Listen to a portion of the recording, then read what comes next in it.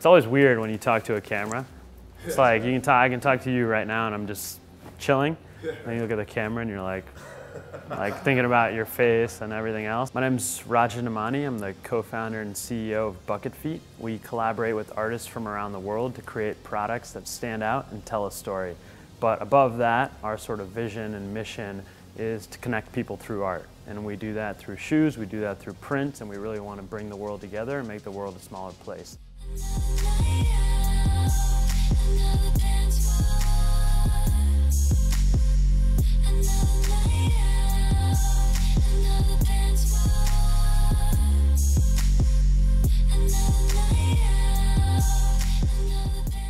Today, I'm going to tell you my 5 tips for creating a consumer brand that I think can help anyone. Tip number 1 for creating a brand is to know yourself.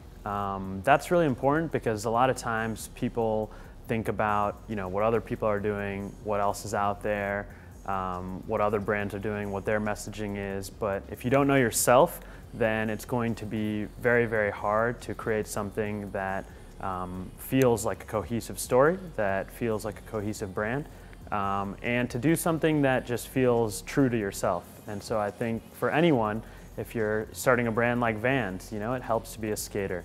If you're starting a brand like Bucketfeet, it helps to be curious, it helps to be a traveler, it helps to want to connect with people. So I think that's a really good first tip. So tip number 2 is to know your customer. This is really, really key and maybe the most important thing you can do. When you create something, whether it's a product or a service or anything else, you have to know what your customers are looking for. You have to know, do they like low tops, mid tops in our example? Do they like canvas? Do they like leather? Do they like things with art support? Do they not? And these are all reasons, these are all things that we sort of look at for footwear, but it applies across the board. Tip number 3 is to be authentic. I think today more than ever, customers are so informed by what's out there. 20 years ago, maybe this mattered a little less, although it should never matter less. But today, customers have information at their fingertips. They can figure out anything they want about anything by going on the internet. So to be authentic, to sort of do things for a reason is really, I would say, critical to building a strong brand, because customers are looking for brands that are authentic today more than ever. Customers want to belong to something. They want to be connected to someone. They want to sort of have the brands that they associate with have a meaning more than just a product. And I think to be authentic is to do all of those things, and I think that's really important in terms of trying to achieve some success when creating a brand. Tip number 4 for creating a brand is to have focus. This is really, really key. As an entrepreneur, you come across what I like to say shiny objects all the time.